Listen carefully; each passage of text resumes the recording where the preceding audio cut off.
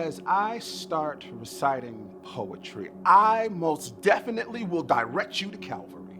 Not generally, but specifically. I mean, barely contain myself as I proudly boast about the God who gave us liberty, who sacrificed himself on a tree, left a borrowed tomb on day number 3, simply because he intentionally wanted to show love to you and me.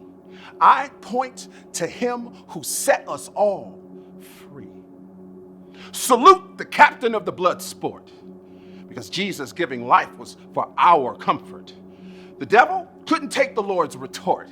God's victory, the enemy will try to distort. Any growing, any progression, Satan will attempt to abort. I mean, take the knowledge of suffering, for instance.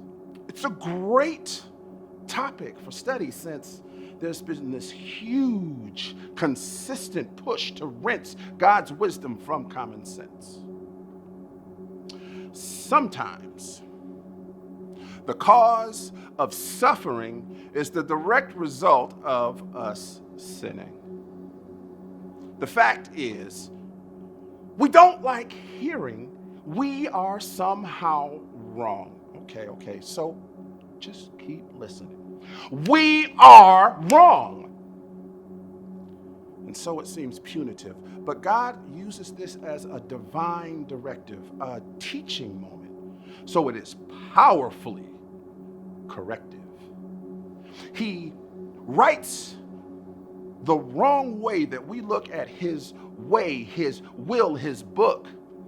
We wind up appreciating everything that it took to be called as his child and not as his crook. Now,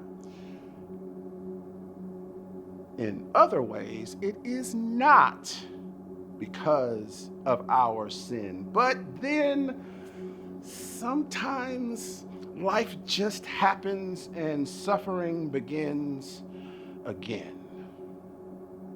The causes vary. I mean, it could be due to disease, maybe someone who's very difficult for you to please.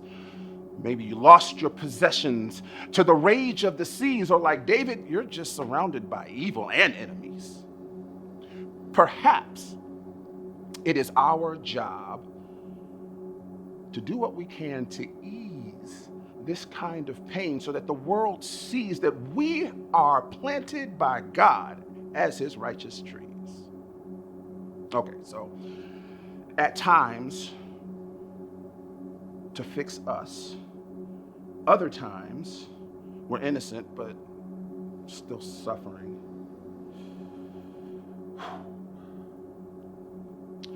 And sometimes you are called upon to suffer for the King. Now, to help you when considering the word now in your hearing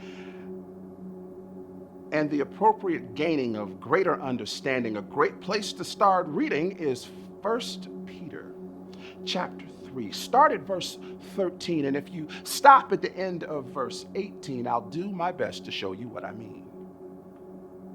Here's something to notice. When pushed to your precipice, that is not a peaceful place. It's that horrific space where there's no warm embrace, no strong tower, no protective case, where trouble and pain are seamless, where peace and safety seems pointless as you suffer, not for your wickedness, but simply for the sake of his happiness. Now, when you're dealing with that stress, still contending for his righteousness, and you find yourself dangling in midair, helpless before the crowd's stare, realizing that you have absolutely no control there, and you start to wonder just exactly where is this God that I've been told is everywhere. Despite the promises that I say are mine, do I actually get what's said from him who is divine? Or am I merely part of that line? somewhere in Hebrews chapter 11, between verses 35 and 9, where they had faith, but paid dearly because the suffering was done and done terribly.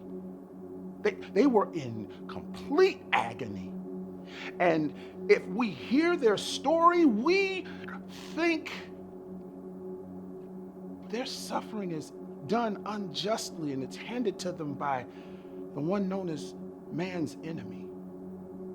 A lot of saints went through that suffering daily, and in many cases, that suffering was deadly. And after all of that trial and calamity, the promise is the one thing they did not see. Right now, that hope in you may look a little thin, but his promises end with yes and amen. So the question is never if, only when. And even then, in that space where doubt may begin, from which wrong actions may spin, in the end, faith is still sure to win because it will reflect that it's God-given. Faith by his grace, which conquers sin. In eternity, you're with he who is infinite. And if you take the time to ponder it just a little bit, you, as part of a bride who is immaculate, you'll know that the finite suffering was legitimate. And reigning with Christ made that suffering well